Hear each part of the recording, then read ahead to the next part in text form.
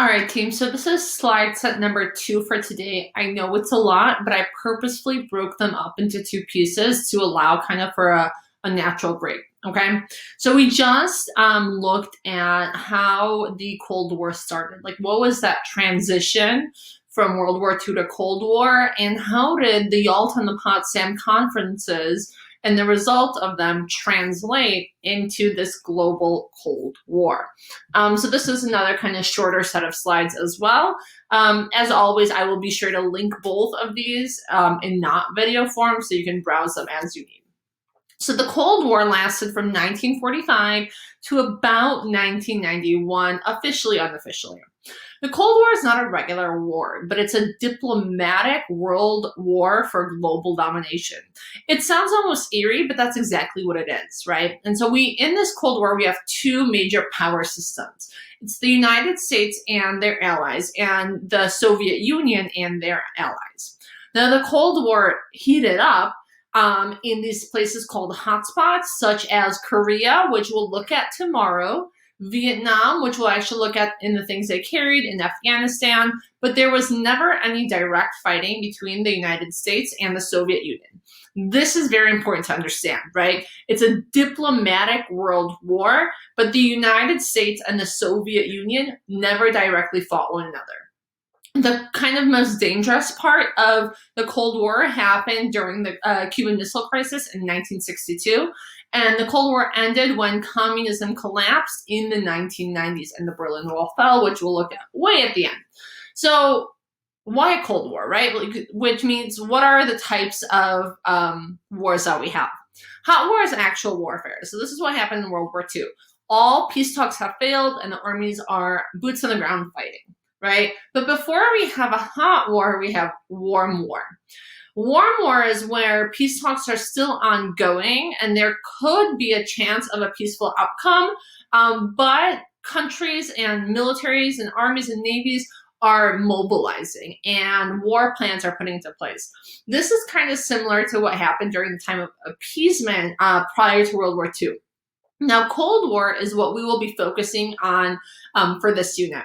Cold War is the term that's used to describe the relationship between America and the Soviet Union in that 45-ish year time period.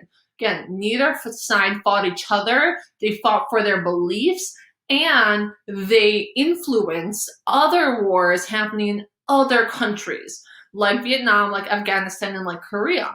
And you'll see actually how that takes place in Korea, right? So keep in mind, it's always like this umbrella, right?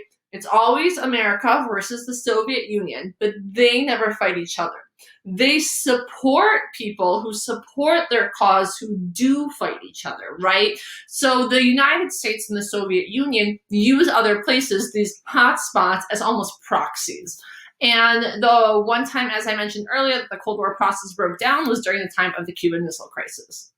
And so as we were looking at from the previous slides, really, the Cold War is this kind of polar opposites fighting against each other, right? So from the Western view, it's freedom versus totalitarianism. We can be free, but you are not free, right? Because the lines between totalitarianism and communism were blurred in practice, and so the United States saw this as totalitarianism.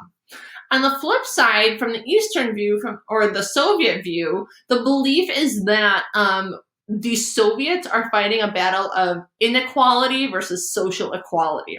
So they viewed capitalism as inherently unequal, therefore inherently bad, but communism in theory preaches and practices social equality. And so that's where kind of those two opposing views come from.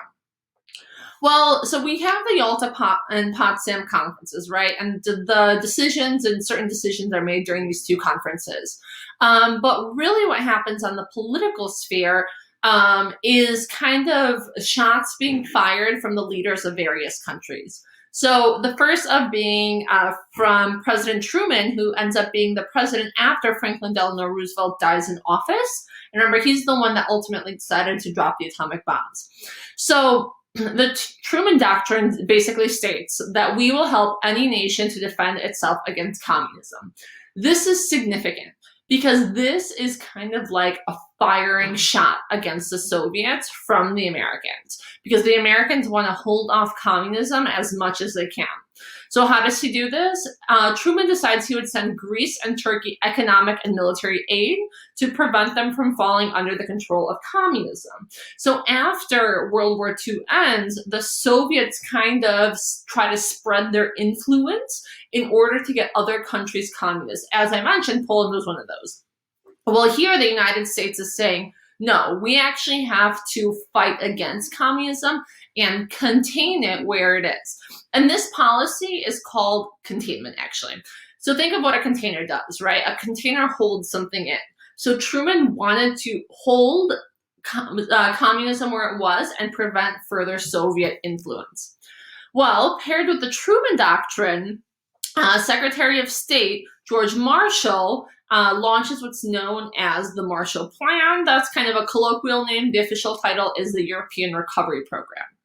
And Secretary Marshall said that the United States would provide aid to all European countries, including the USSR and Eastern Europe, in order to recover after World War II. Because remember, World War II happened on boots on the ground in Europe, but not in the United States. Now, what's the key here? Communist countries declined all aid from the European Recovery Program. Because, think about it, if you owe someone money, or if someone borrows you money, you owe them money, you inherently owe them something, right? And the Soviets were like, no, we don't need your help. We don't need your money. We don't want anything from you. The United States, though, continued to give other European countries as much money as they needed to rebuild after the war in the form of a loan. Again, no communist country took that money. Now, you can even see that in today. If you have a moment and if you're interested, go on Google Maps, okay? And then scroll over to the Western and Eastern Europe. So what you'll see just from like a bird's eye view is Western Europe is pretty heavily developed, right? There's roads, there's highways. But if you even scroll kind of towards Poland, Eastern Europe, Southern Europe, which were all controlled under communism, their roads are just now developing, right? We're in 2020 here. Cold War ended in the 1990s, but we even still see the effects of that today.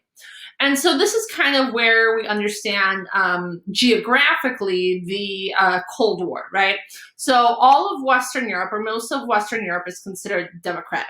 So that's that blue, right? These countries agreed and received aid from the United States from the Economic Recovery Plan. And these red countries are those that were controlled or were under the sphere of influence by the Soviet Union. So this is what I meant by the map. If you scroll over, right, Google Maps, you'll be able to see all those roads and highways here, but you'll see a significant drop off here, right? And this is where Truman said he wanted to maintain communism. Now, also note that this is not a up-to-date map, right? Because after communism fell, we also have many different countries develop, right? Czechoslovakia, for example. That becomes the Czech Republic or Czechia and Slovakia, right? Yugoslavia breaks up into a number of countries. We get Lithuania, Latvia, Estonia, all the stands come to be, right? Because when the Soviet Union was unified, they fused or tried to fuse together all of those countries, okay? So how did this continue to play out? Well, Europe is really divided into two by the Iron Curtain. And the Iron Curtain came to stand for the division of Europe between democratic and communism. And so anything west of the Iron Curtain was democratic. Anything east of the Iron Curtain was known to be communist. And so there's a number of political cartoons about this that we will look at in the future. But what happens as a result of this Iron Curtain? Well, remember, after Yalta and Potsdam, Germany and Berlin are divided into 4 zones. They were supposed to be under temporary military rule by the Allies. Well, the United States said that Europe would not be strong without an economically strong Germany. And that upset USSR, right? Think about why. In the Ribbentrop-Molotov Pact, or the Nazi-Soviet Pact, or the Pact of Non-Aggression, remember that thing from appeasement prior to World War II, Germany and the USSR agreed to not fight each other. Well, Germany ends up attacking the USSR, which really, really upsets the Soviets. And so here's the United States saying, we need to ensure Germany's success. And then the Soviet Union is like, no, absolutely not. No success for Germany. Here for the second time, they started a war. And so by March 1948, reunification of these different zones seemed virtually impossible. And so the three Western zones, the British, the French, and the American zones, were fused into a completely new country called West Germany. The Soviet half was known as East Germany.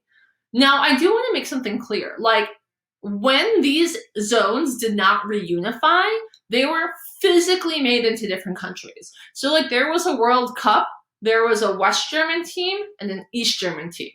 During the Olympics, there was a West German representation and an East German representation.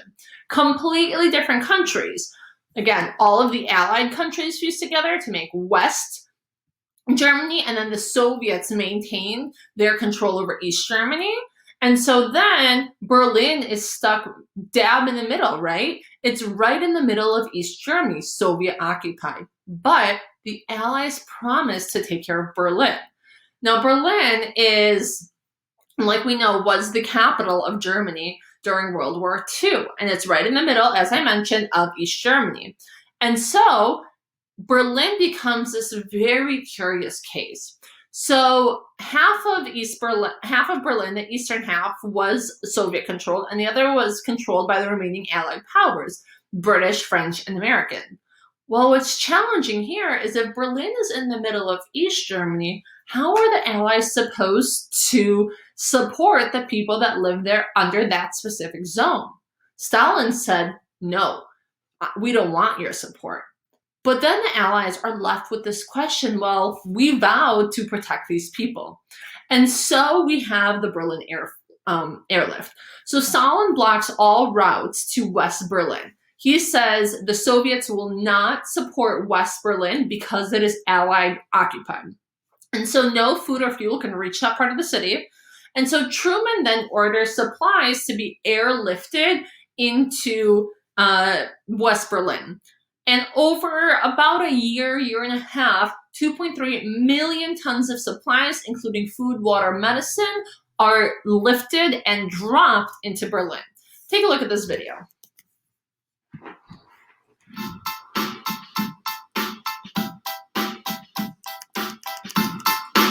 Hey guys, welcome to a little bit of Hip Hughes history in my classroom of learning. We're going to bang out the Berlin airlift in the next few minutes. Basic understandings, guys. This isn't a scholarly lecture. This is so you can walk around and not look like an idiot and definitely pass your exams. So check it out. 1948, 1949, Berlin blockade, Berlin airlift. Whoop, whoop. All right, you want to definitely start off with the idea that the American foreign policy following World War II is called containment. See that? That we can't destroy communism, but we certainly are going to stop it from spreading. And really, the Berlin blockade and the Berlin airlift is the first major episode of containment that's not just purely economic in nature. Following World War II, the United States adopted something called the Marshall Plan, where basically we're going to bail out Western Europe, including the area that we're controlling in Western Germany, in order to, in a sense, make communism less attractive, to make sure that those societies are going to bounce back really quick. And of course, Stalin, the leader of the Soviet Union, sees this more as kind of a play for American influence, that the Marshall Plan is trying to expand American influence into Europe. He's threatened by that. So really, the Berlin blockade is a response to that pressure. So I never understood this till I was an adult, so I'll just say it out loud.